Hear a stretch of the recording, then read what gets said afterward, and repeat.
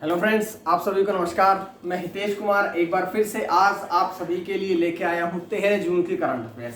देखिएगा, हम हर दिन मैं आप दो लोगों को हर दिन करंट अफेयर्स पढ़ाता हूँ। इसी सीरीज में हम करंट अफेयर्स को पढ़ते हैं। तो चलिएगा बात करते हैं थोड़ी सी जानकारियाँ की। अगर आपको इसके पीडीएफ के लिए, वैसे तो मैं हर दिन बताता ही हूँ कि अगर आपको इसका पीडीएफ चाहिए तो फेसबुक, टेलीग्राम, व्हाट्सएप ग्रुप और ज्ञानकोश नाम से ही ऐप है, वहां से आप डाउनलोड कर लीजिएगा और सबका जो लिंक है वो डिस्क्रिप्शन में दिया हुआ है। ठीक है, अब हम बात करते हैं आज की करंट अफेयर्स। तो आज की करंट अफेयर्स का पहला प्रश्न आप लोगों की स्क्रीन पे है कि पिछले 20 वर्षों में दुनिया भर में बाल श्रम, जो बच्चे जो मजदूरी करते हैं, जो बाल श्रम है, ये बढ़कर कितना हो गया है। तो जो दुनिया की बात हुई है, ये ऑल ओवर वर्ल्ड की बात हुई है कि पूरे विश्व में जो बाल श्रम है वो बढ़कर के कितना हो गया है। तो पहला प्रश्न आप लोगों के सामने है, यहां से आप लोगों का जो आंसर होगा वो होगा 160 मिलियन। 160 मिलियन जो है, इतना पिछले 20 वर्षों में बढ़कर के बाल श्रम हो गया है। बात करते हैं कि ये रिपोर्ट किसकी है, किसने जारी करी है, कितने लड़के हैं, कितनी लड़कियां हैं, सारी बातें हम इस प्रश्न में पढ़ने वाले हैं। तो बात करते हैं, देखिएगा 160 मिलियन बच्चे जो हैं वो अब इतने हो गए, 160 मिलियन बच्चे हो गए हैं। बात करते हैं ये अनुपात जो है ये प्रति 10 बच्चों पर एक है, यानी कि हर 10 बच्चों में से एक बच्चा जो है वो बाल श्रम का शिकार है। मतलब कि अगर 10 बच्चे देखे जाएं तो उनमें से हर एक 10वां बच्चा बाल श्रम का शिकार है। यहां से ये जानकारियां। लेकिन बात करते हैं कि इन 160 मिलियन में लड़के कितने हैं और लड़कियां कितनी हैं। तो 63 मिलियन जो हैं वो तो लड़कियां हैं और 97 मिलियन जो हैं वे लड़के हैं। तो इतने मिलियन, 160 मिलियन मिलकर के कुल बच्चे हो जाते हैं। उसके बाद बात करते हैं कि ये रिपोर्ट किसने जारी करी है। तो ये जो रिपोर्ट है ये यूनिसेफ और ILO, इंटरनेशनल लेबर ऑर्गेनाइजेशन द्वारा जारी की गई चाइल्ड लेबर ग्लोबल एस्टिमेट 2020 द्वारा ये जो है ये रिपोर्ट जारी करी गई है। तो ये जानकारियां मिली। अब मैं आपसे और बातें करता हूं, देख लीजिएगा, क्योंकि ये जो है ये यूनिसेफ और ILO दोनों ने मिलकर के जारी करी है। तो इन दोनों के बारे में भी थोड़ी बातें पढ़ते हैं। जैसे UNICEF United nation children fund, United nation children fund जो है वो इसकी फुल फॉर्म है। क्यों? क्योंकि फुल फॉर्म जो है वो भी आपके एग्जाम्स में पूछी जाती है, इसलिए आपने फुल फॉर्म्स को भी जरूर पढ़ना है। ठीक है, अब बात करेंगे यूनिसेफ के कार्यकारी निदेशक कौन है। तो हेनरिटा फोर जो है वे यूनिसेफ के निदेशक है, कार्यकारी निदेशक है। मुख्यालय कहां पे है? तो न्यूयॉर्क, जो कि अमेरिका में है, वहां पर यूनिसेफ का मुख्यालय है। स्थापना कब हुई थी? तो 11 दिसंबर 1996 में इसकी स्थापना करी गई थी। उसके बाद में ILO अर्थात इंटरनेशनल लेबर ऑर्गेनाइजेशन, इसकी स्थापना कब हुई थी? 11 अप्रैल 1919 में। मुख्यालय कहां पे है? जिनेवा, स्विट्जरलैंड में। और इसके अध्यक्ष जो है वो है गाय राइडर, GUY, गाय राइडर जो है वे इसके अध्यक्ष हैं। अगर मैं बात करूं सदस्य देश कितने हैं तो 187 जो है वे ILO में, इंटरनेशनल लेबर ऑर्गेनाइजेशन में सदस्य देश है। तो ये सारी जानकारियां थी जो हमें पहले प्रश्न से यहां से मिल जाती है। इतनी जानकारियां पहले प्रश्न से पढ़ी। उसके बाद आइएगा दूसरे प्रश्न की तरफ। तो दूसरा प्रश्न क्या है, देखिएगा कि फोर्ब्स वर्ल्ड सर्वश्रेष्ठ बैंकों की 2021 की लिस्ट जारी करी गई। अब जो ये 2021 में जो विश्व के सबसे अच्छे बैंक हैं उनकी लिस्ट जारी करी गई है, जिनमें से पहले स्थान पर कौन सा बैंक रहा है। पहले स्थान की अगर हम बात करें तो कौन सा बैंक रहा है? पहले स्थान पर रहा है DBS बैंक, यानी कि इस प्रश्न का जो आंसर है वो B ऑप्शन सही होगा। DBS बैंक जो है वो इस रैंकिंग में पहले स्थान पर रहा है। तो पहले इन अन्य बैंकों के बारे में जानकारी प्राप्त करते हैं। सबसे पहले CBSB बैंक, जिसकी स्थापना कब हुई थी? 26 नवंबर 1920 में। इसके MD और CEO कौन है? CVR राजेंद्रन जो है वे इसके MD और CEO हैं। बात करते हैं ICICI बैंक की। तो इसकी बैंक की स्थापना जो है वो 5 जनवरी 1994 में करी गई थी। 5 जनवरी 1994 में करी गई थी, जिसके चेयरमैन कौन है? गिरीश चंद्र चतुर्वेदी, GC चतुर्वेदी। इसको शॉर्ट में बहुत बार आपने देखा होगा, GC चतुर्वेदी नाम से इसको लिखा देखा होगा आप लोगों ने। उसके बाद एचडीएफसी बैंक जिसकी स्थापना अगस्त 1994 में हुई थी, चेयरमैन कौन है? अतनु चक्रवर्ती। तो ये सारी बातें जो है वो हमने पहले प्रश्न से आप लोगों के सामने में लेके आया हूं। ये तो ऑप्शन की पड़ी है। अब जानकारियां तो अब शुरू होने वाली है। देखिएगा, सर्वश्रेष्ठ बैंक कौन सा बना है? DBS bank. ये लगातार दूसरे वर्ष यानी कि जो 2020 की लिस्ट जारी करी गई थी उसमें भी डीबीएस बैंक जो था वही पहले स्थान पर था। उसके बाद में बात करता हूं कि इस बैंक ने इंडोनेशिया में विश्व के सर्वश्रेष्ठ बैंक 2021 के केवल यही फोर्ब्स ही नहीं बल्कि इंडोनेशिया ने जो विश्व में सबसे अच्छे बैंक रहे थे उनकी लिस्ट जारी करी गई थी, तो उसमें भी ये पहले स्थान पर ही ये बैंक रहा था। यानी कि डीबीएस बैंक जो है ये फोर्ब्स के अनुसार और इंडोनेशिया रिपोर्ट दोनों के अनुसार ही पहले स्थान पर रहा है। उसके बाद में बात करता हूं कि दूसरे स्थान पर कौन सा रहा? ये सीएसबी बैंक, जो कि कहां पर है? केरल में है। उसके बाद और अगर केरल में भी पूछा जाए कहां पर है, तो केरल के भी त्रिशूर में है। ये ध्यान रखिएगा इस बात को, केरल के भी त्रिशूर में है। उसके बाद इसके बाद तीसरे स्थान पर बात करें आईसीआईसीआई बैंक, चौथे स्थान पर एचडीएफसी बैंक, पांचवें नंबर पर कोटक महिंद्रा बैंक और छठे नंबर पर कौन सा रहा है? Axis bank. उसके बाद में सातवें नंबर पर कौन सा रहा? भारतीय state bank, Indian state bank of India जो रहा उसका स्थान कौन सा रहा? सातवां स्थान रहा है। तो ये सारी जानकारियां इस प्रश्न से मिली। उसके बाद देखिएगा, क्योंकि हमने डीबीएस बैंक के बारे में नहीं पढ़ा था, तो डीबीएस बैंक की समझ लीजिएगा, इसके चेयरमैन जो है वो पीटर सिंह, मुख्य कार्यकारी अधिकारी कौन है? पीयूष गुप्ता। मुख्यालय कहां पे है? सिंगापुर में। स्थापना कब हुई थी? 16 जुलाई 1968 में। 16 जुलाई 1968 में डीबीएस बैंक जो है इसकी स्थापना करी गई थी। तो ये सारी जानकारियां जो है वो हमने दूसरे प्रश्न से मैंने आप लोगों के सामने रखी है। अब ये जानकारियां समझ में आई, तो चलिएगा अब हम बढ़ते हैं आगे। प्रश्न नंबर 3। अब प्रश्न नंबर 3 आपकी स्क्रीन पे है। प्रश्न नंबर 3 आपकी स्क्रीन पे है कि मंगोलिया के राष्ट्रपति कौन बने हैं? मंगोलिया जो देश है, मंगोलिया के राष्ट्रपति कौन बने हैं? तो कौन अब मंगोलिया के राष्ट्रपति बने हैं? देखिएगा, यहां से उखना उरेल सुख जो है वे अब मंगोलिया के राष्ट्रपति बने हैं। लेकिन ये ध्यान रखिएगा, ये आपने ध्यान रखना है कि इससे पहले वे प्रधानमंत्री भी थे।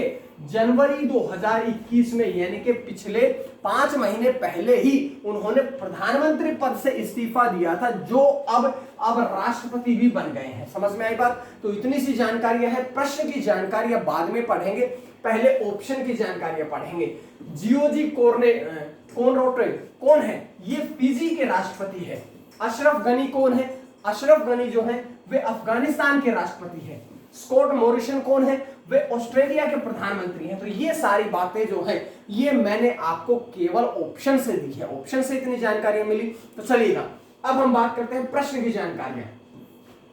इससे पहले वे प्रधानमंत्री के पद पर थे, जैसे कि मैंने बताया उन्होंने जनवरी 2021 में उन्होंने प्रधानमंत्री पद से इस्तीफा दिया था। क्यों दिया था?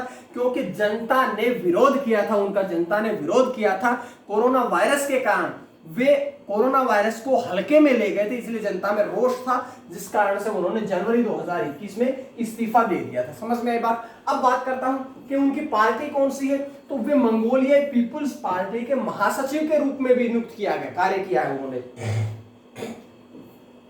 अगर मैं बात करूं उनके बारे में, तो वे 2 बार उप प्रधानमंत्री, देखिए उप प्रधानमंत्री भी रहे 2 बार, 2014 में, 2017 में। उप प्रधानमंत्री के बाद वो प्रधानमंत्री भी बने, उसके बाद अब वो राष्ट्रपति पद पर भी बैठ गए हैं। ठीक है, देख लीजिएगा, अक्टूबर 2017 से जनवरी 2021 तक उन्होंने प्रधानमंत्री पद संभाला था। उसके बाद पार्टी कौन सी है? मंगोलियाई पीपल्स पार्टी। और वे जो वर्तमान में जो राष्ट्रपति है खाल्तमा बटुल्गा, उनके स्थान पर उनका निर्वाचन किया गया है। समझ में आई बात? इतनी सारी जानकारियां जो हैं वो इस प्रश्न से आपके सामने आई है। अब थोड़ी सी जानकारियां ये देख लीजिए, ये मंगोलिया मैप में है। मंगोलिया के बारे में थोड़ी बातें और पढ़ेंगे। क्या कि ये जो मंगोलिया देश है ये पूर्व और मध्य एशिया में भूमि से घिरा देश है। देखिएगा, एक तरफ से चाइना है, एक तरफ रूस है, एक तरफ कजाकिस्तान है। तो ये चारों तरफ से ये जो देश है ये किससे घिरा है? ये केवल और केवल भूमि से घिरा है। और भूमि से घिरा होने के कारण ही इसे हम लैंडलॉक देश भी कहते हैं। जो देश चारों तरफ से केवल भूमि से घिरा होता है, जिसके किसी भी तरफ कोई समुद्र नहीं होता है, उसे लैंडलॉक देश भी कहा जाता है। तो लैंडलॉक मतलब कि जमीन से घिरा हुआ वो देश है। उसके बाद राजधानी कौन सी है, उलान बटोर। उलान बटोर जो है वो इसकी राजधानी है, जैसा कि मैप में दिखाया गया है। और मंगोल साम्राज्य, ये आपका जीएस में प्रश्न आता है कि मंगोल साम्राज्य का गठन कब हुआ था, तो 1206 में हुआ था। समझ में आई बात, समझ में आई बात, तो आगे चलिए। अब प्रश्न नंबर 4 आपकी स्क्रीन पे आता है कि किस राज्य के मुख्यमंत्री ने किसान मित्र ऊर्जा योजना, मुख्यमंत्री किसान मित्र ऊर्जा योजना, ऐसा कौन सा राज्य है जिसमें कि मुख्यमंत्री किसान मित्र ऊर्जा योजना जो है ये शुरू करी गई है? तो बताइएगा फटाफट से कि कौन सा ऐसा राज्य है जिसने कि ये योजना शुरू करी है। तो ये योजना शुरू करने वाला राज्य कौन सा है, यहां से देखिएगा 4 ऑप्शन आप लोगों के पास है। राजस्थान, राजस्थान जो है वो इस योजना को शुरू करने वाला राज्य बना है। यानी कि आपके सामने इस प्रश्न से प्रश्न नंबर 4 का ऑप्शन कौन सा रहेगा, ऑप्शन ए आपका सही रहेगा। तो ये जानकारी है मेरी, लेकिन मैं आपको थोड़ी जानकारी और देता हूं। क्यों? क्योंकि आपके एग्जाम्स में मुख्यमंत्री और राज्यपाल जो है, गवर्नर जो है, उनके प्रश्न भी पूछे जाते हैं। तो हम हल्के से हल्का हल्का हर दिन 2-2 4-4 रिवाइज भी करते रहते हैं, इससे हमारे वो याद भी रहते हैं। देखिएगा, राजस्थान की बात करूं तो मुख्यमंत्री कौन है, अशोक गहलोत। अगर पंजाब की बात करूं तो मुख्यमंत्री कौन है, अमरिंदर सिंह। अगर मध्य प्रदेश की बात करें तो शिवराज सिंह चौहान, और गोवा की बात करें तो प्रमोद सावंत यहाँ के मुख्यमंत्री हैं। लेकिन अगर मैं राज्यपाल की बात करूं तो राजस्थान के राज्यपाल कौन है, कलराज मिश्र। अगर मैं पंजाब के राज्यपाल की बात करूं तो वीपी सिंह बदनौर, ठीक है। उसके बाद में मध्य प्रदेश के राज्यपाल की बात करूं तो आनंदीबेन पटेल। आनंदीबेन पटेल जो है वे उत्तर प्रदेश की भी है और कार्यवाहक जो है वो मध्य प्रदेश की भी है, ये बात ध्यान रखिएगा।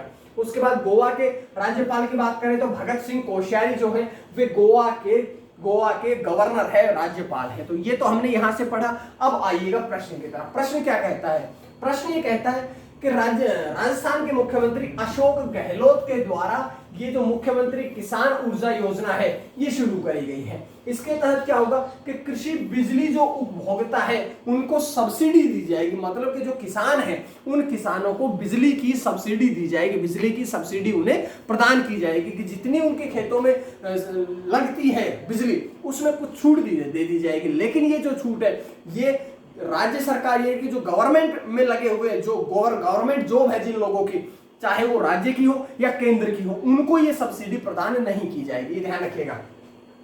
अब 1000 रुपए प्रति महीने के जो बिजली में जो बिल आता है उसमें 1000 रुपए प्रति महीना छूट दी जाएगी, जो छूट 12000 रुपए प्रति वर्ष से अधिक नहीं होगी। समझ में आई बात। और इसमें केंद्र और राज्य सरकार के जो कर्मचारी हैं वे इस योजना का लाभ नहीं ले सकेंगे। समझ में आई बात, समझ में आई तो चलिएगा बात कर लेते हैं आगे कि राजस्थान में यूनेस्को विश्व धरोहर। देखिए राजस्थान में ये योजना शुरू करी गई थी, तो राजस्थान से मैं आप लोगों के लिए नया प्रश्न लेके आया हूं कि राजस्थान जो राज्य है इसमें यूनेस्को विश्व धरोहर स्थल कौन कौन से हैं। तो सबसे पहले केवलादेव राष्ट्रीय उद्यान, दूसरा जंतर मंतर जो कहां पे है, जयपुर में है। आगे कुछ पहाड़ी किले हैं जो भी यूनेस्को विश्व धरोहर स्थल में शामिल किए गए। कौन कौन से?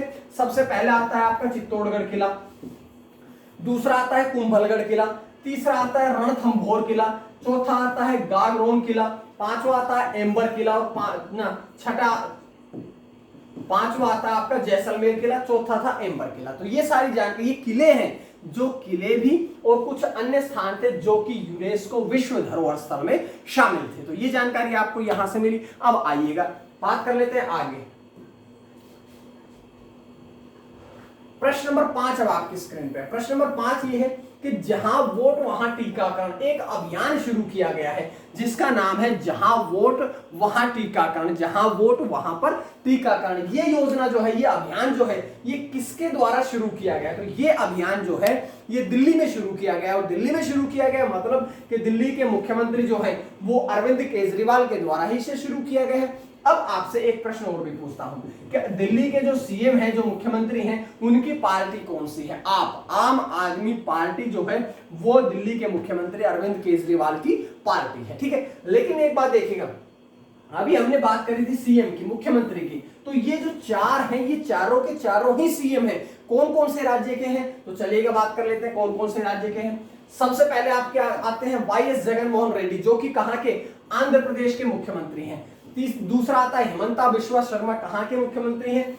असम के मुख्यमंत्री हैं। विप्लव कुमार देव कहां के? त्रिपुरा के मुख्यमंत्री हैं। तो ये हमने 4 मुख्यमंत्री पहले पढ़े थे, 3 मुख्यमंत्री हमने अब पढ़ लिए हैं। तो ये जानकारी यहां से मिली। अब देखिएगा, ये जो योजना है जहां वोट वहां टीकाकरण, इस योजना को शुरू करने का उद्देश्य क्या है? इस योजना को शुरू करने का जो उद्देश्य है वो ये है कि जो 4 सप्ताह है, आगामी 4 सप्ताह, यानी कि ऐसा कहें कि 1 महीना, आगामी 1 महीने में 45 वर्ष से ऊपर के जो भी व्यक्ति हैं उन सभी का कोरोना वायरस टीकाकरण किया जाएगा। अब एक बात समझिएगा, मैंने अभी अभी कहा था आपसे कि जहां वोट वहां टीकाकरण, मतलब कि जब चुनाव के दौरान जिस बूथ पर आप वोट डालने गए थे उसी बूथ पर आइए और टीकाकरण करवा के चले जाइए। सिंपल सी बात कि जहां आपने वोट डाली थी, जो आपका वोटिंग बूथ था, उसी बूथ पे आइए और आप अपना टीकाकरण करवा के भी चले जाइएगा। ये सिंपल सी तरीका बताएगा, ठीक है।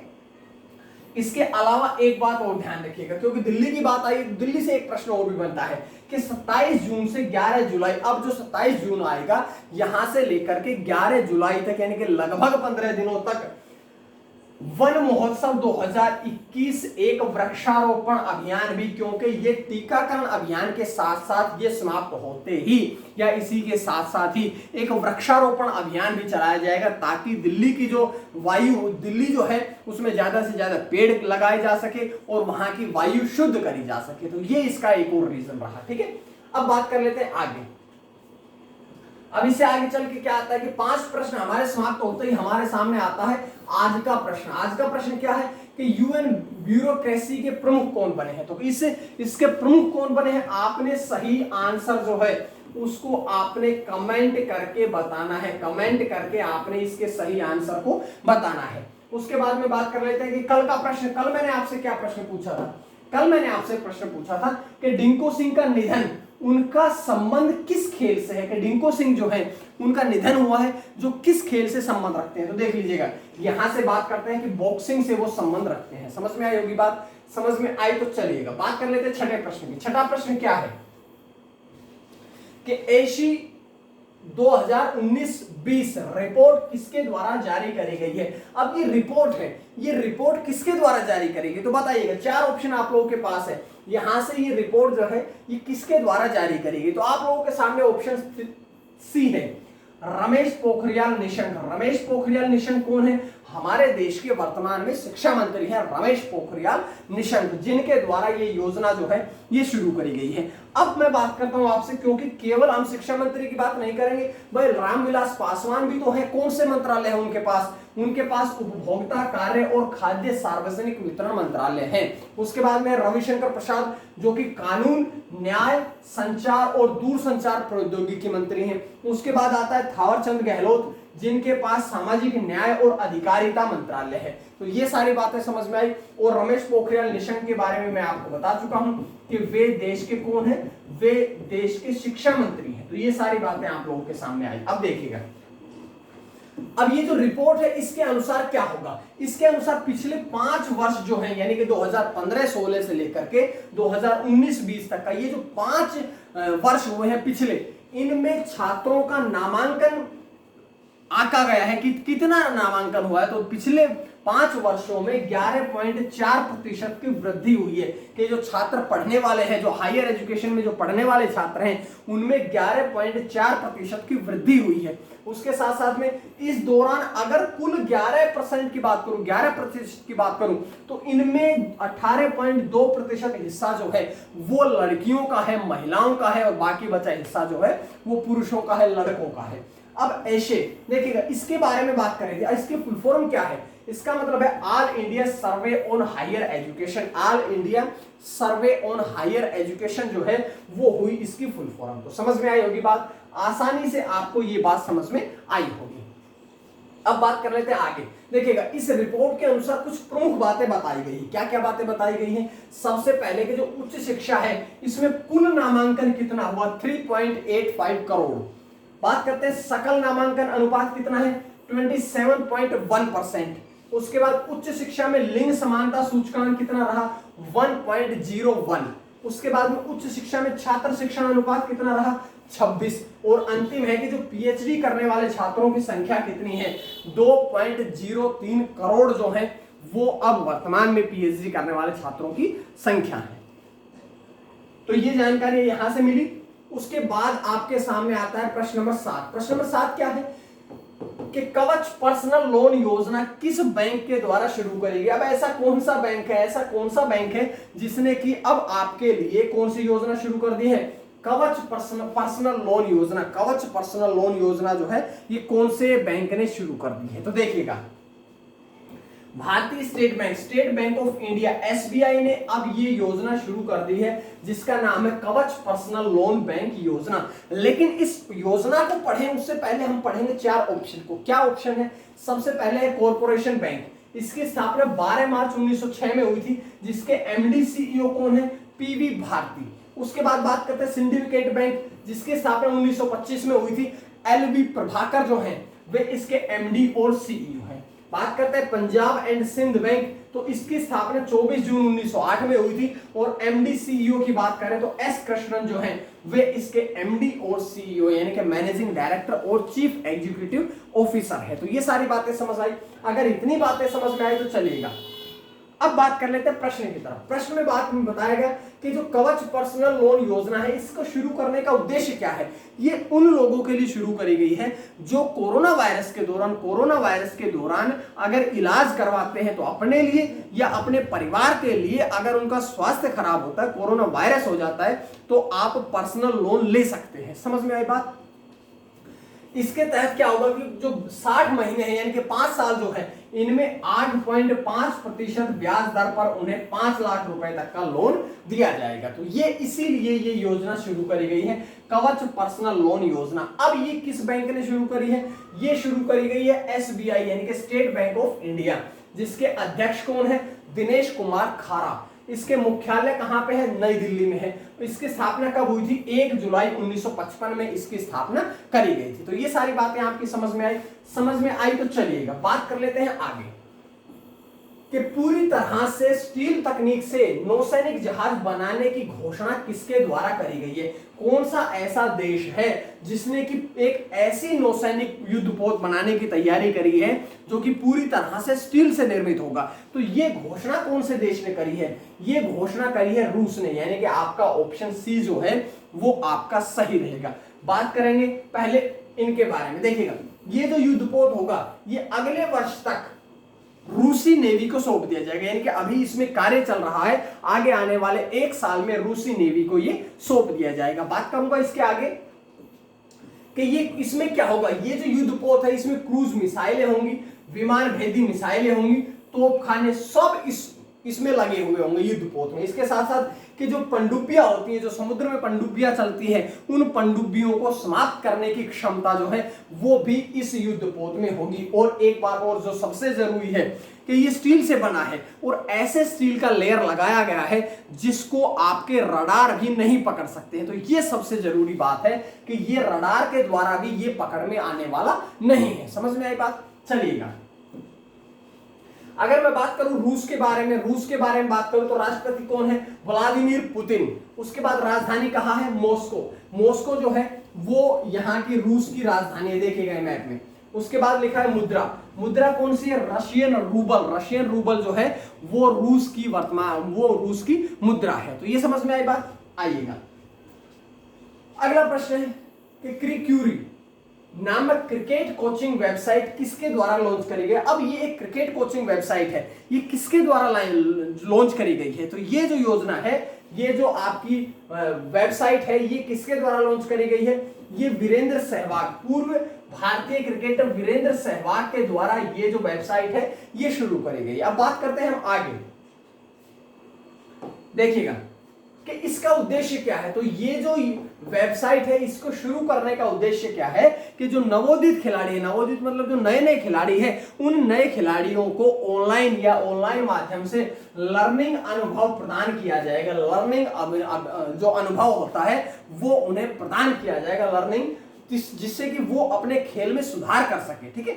उसके बाद में बात करते हैं कि सहवाग और कोच संजय बांगड़, इन दोनों ने प्रत्येक खिलाड़ी के लिए इसमें पाठ्यक्रम तैयार किया है कि ये जो वेबसाइट है इसमें संजय बांगड़ और सहवाग जो है इन दोनों ने मिलकर के नए खिलाड़ियों के लिए पाठ्यक्रम तैयार किया है।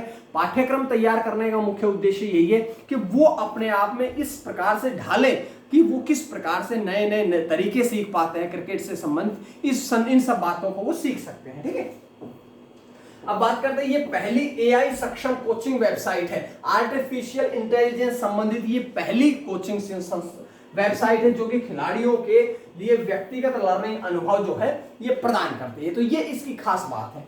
उसके बाद में बात करेंगे आज के आखिरी प्रश्न की तरफ। आज का आखिरी प्रश्न क्या है कि कलाकारों के लिए 5,000 रुपए की वित्तीय सहायता, 5,000 रुपए की सहायता देने की घोषणा जो है ये कौन से राज्य ने करी है। अब ऐसा कौन सा राज्य है जिसने की जो कलाकार हैं उन सभी कलाकारों को 5,000 रुपए की जो घोषणा है, वित्तीय सहायता है, ये प्रदान करने की घोषणा जो है ये कर दी गई। तो आपके पास 4 ऑप्शन है, 4 ऑप्शन में से आपने बताना है। देखिएगा, आपका जो आंसर सही होगा वो होगा राजस्थान। राजस्थान राज्य जो है इसने ये घोषणा आप लोगों के लिए राजस्थान राज्य में कर दी गई है। अब मैं बात करता हूं आपसे कि अगर मैं बात करूं कि किसके द्वारा करी गई है तो राजस्थान के मुख्यमंत्री अशोक गहलोत के द्वारा। लेकिन पूछूं कि किस राज्य में करी गई है तो राजस्थान में करी गई। 2 प्रश्न आपके तैयार हुए। उद्देश्य क्या है कि जो कलाकार है, नाम से ही पता है कि कलाकारों के लिए, मैंने पहले कहा था कि जो कलाकार है क्योंकि कोरोना वायरस के द्वारा वो अपनी कलाकारियों का प्रदर्शन नहीं कर पाते, उनका घर तो उनकी कलाकारियों के प्रदर्शन करने से ही चलता है। लेकिन ऐसे माहौल में, ऐसे कोरोना वायरस के समय में वो अपनी कला का प्रदर्शन नहीं कर पा रहे, जिस प्रकार से उनका घर भी चलाने में मुश्किल का सामना करना पड़ता है। अब उनको 5,000 रुपए की आर्थिक सहायता प्रदान कर दी जाएगी, जिसके कारण जो कलाकार आर्थिक समस्याओं का सामना कर रहे हैं उनको इसमें सहूलियत मिल सकती है, उनको इसमें आसानी हो सकती है घर को चलाने में। आगे बात करता हूं कि इस योजना के तहत लगभग 2,000 कलाकारों को लाभ मिलेगा कि लगभग राज्य के लगभग 2,000 कलाकार जो हैं वे इस योजना से लाभान्वित होंगे। और उन्हें पैसे कौन से फंड से दिए जाएंगे तो कलाकार कल्याण कोष जो है इसके द्वारा उन सभी खिलाड़ियों को उनको वित्तीय सहायता इस कोष के द्वारा दी जाएगी। तो ये जानकारियां थी जो कि मैंने आज की वीडियो से आप लोगों के सामने रखी है। उम्मीद है आपको करंट अफेयर्स की जो सीरीज है पसंद आ रही है, समझ आ रही है। और अगर आपको समझ आ रही है तो आप ज्ञानकोश यूट्यूब चैनल को सब्सक्राइब कर लीजिएगा, साथ साथ शेयर करिएगा ताकि आपके दोस्तों तक भी ये वीडियो पहुंच सके। आज के लिए इतना ही। पीडीएफ को आप कहीं से भी डिस्क्रिप्शन बॉक्स में जाकर के आप डाउनलोड कर सकते हैं। मां सरस्वती की कृपा आप सभी पर बनी रहे। आप सभी का बहुत बहुत धन्यवाद।